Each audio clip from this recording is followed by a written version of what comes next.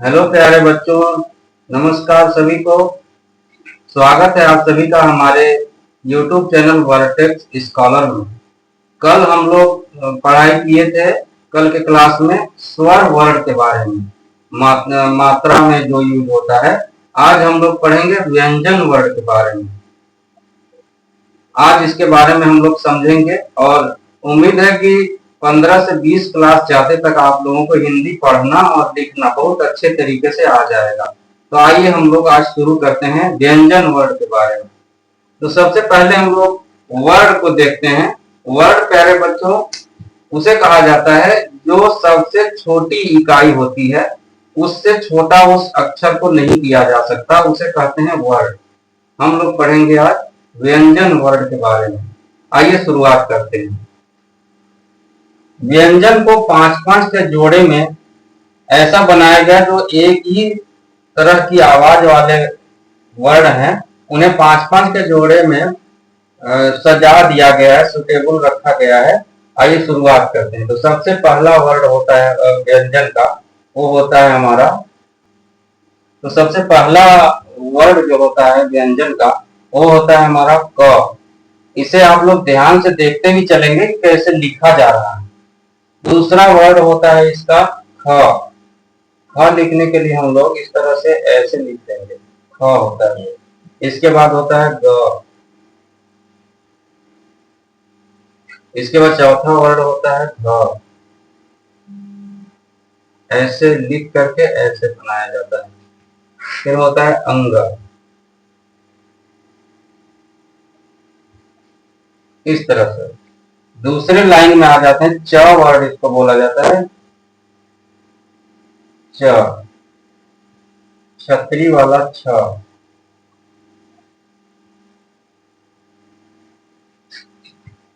ज, झ। बहुत से बच्चों को झ बनाने में दिक्कत होती है। कल हमने आप लोगों को स्वर पढ़ाया था, उसमें छोटी ई ऐसे बनाया जाता है। बस छोटी ई को ऐसे एक आ की मात्रा लगा देंगे और इसको बीच में से जोड़ देंगे, ये झ हो जाता है। झ बनाने में बहुत लोगों को कठिनाई होती है। सबसे पहले छोटी ई लिखेंगे, आ की मात्रा लगाएंगे और बीच से जोड़ देंगे, तो ये झ हो जाता है। उसके बाद अगला वर्ड होता है इया। इया। अगला होता है ट, टमाटर वाला। ऐसे बनाया जाता है बच्चों, इसको देखते चलिए, ऐसे लिखना होगा आपको। फिर होता है ठठेरा वाला ठ। ट को थोड़ा और आगे घुमा देंगे तो ये ठ हो जाएगा। होता है डमरू ड। डमरू ड के लिए मात्र आपको इस तरह से घुमाना है, छोटी जैसे बनाते हैं उसी तरह से, और इसको पूरा घुमाना नहीं है, इतने ही पे रहने देना है। ढक्कन ढ को टमाटर वाला ट बना करके उसको नीचे से मोड़ देंगे। अड़ा, अड़ा के लिए इस तरह से आप बना करके आठ मात्रा लगा देंगे, अड़ा हो जाएगा। तो बनाएंगे, ये चौथी लाइन है। तो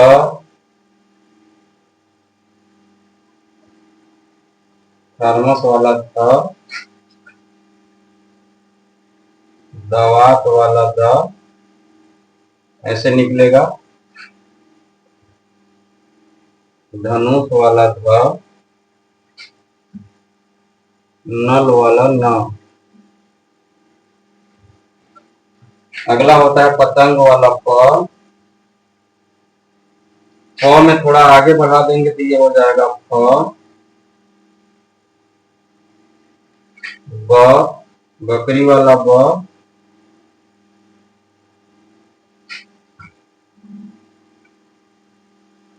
भालू वाला भ, मछली वाला म। फिर होता है य, यज्ञ वाला य। रथ वाला र, लट्टू वाला ल।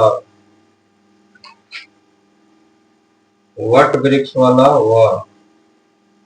और ये होता है सलजम वाला स, इसको बड़ा सा बोलते हैं। इसके बाद आता है आपका षटकोण वाला स, षटकोण वाला स, छोटा सा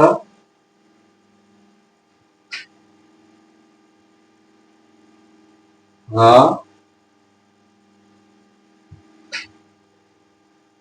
छ।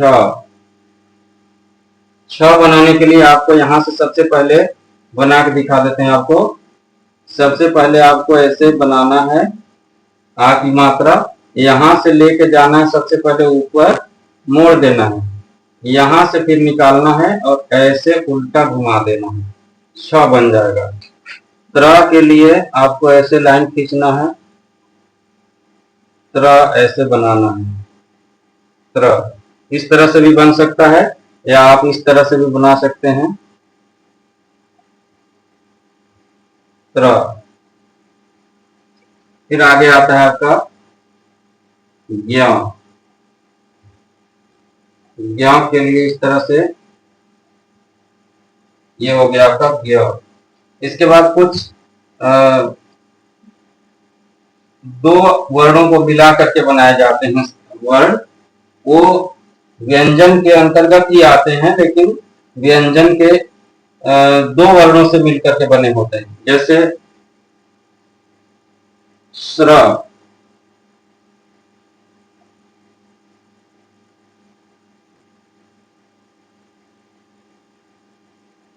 इस तरह से।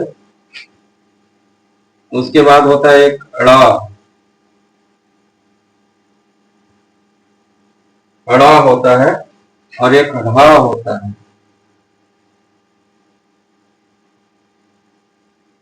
इस तरह से। अब बच्चों ये जो लिखा गया है ये व्यंजन के वर्ण हैं, इनको बहुत लोगों को पहचानने में दिक्कत होती है।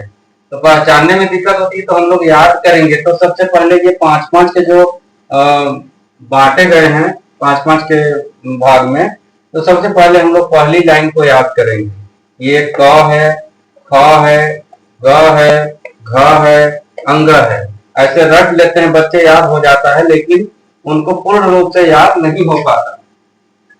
इसको याद करने के लिए हम लोगों को एक बार इधर से ऐसे याद करते हुए आएंगे और फिर इधर से वापस उसी तरह से याद करते जाएंगे। अंग, घ, ग, ख, क। उसी तरह से फिर च वर्ण में च, छ, ज, झ, ञ। और फिर इसी तरह से हम लोग वापस फिर याद करेंगे ञ, झ, ज, छ, च। इस तरह से ट, ठ, ड, ढ, अड़। फिर इधर से अड़, ढ, ड, ठ, ट। फिर इधर से त, थ, द, घ, न। फिर इधर से वापस न, ध, द, ठ, त।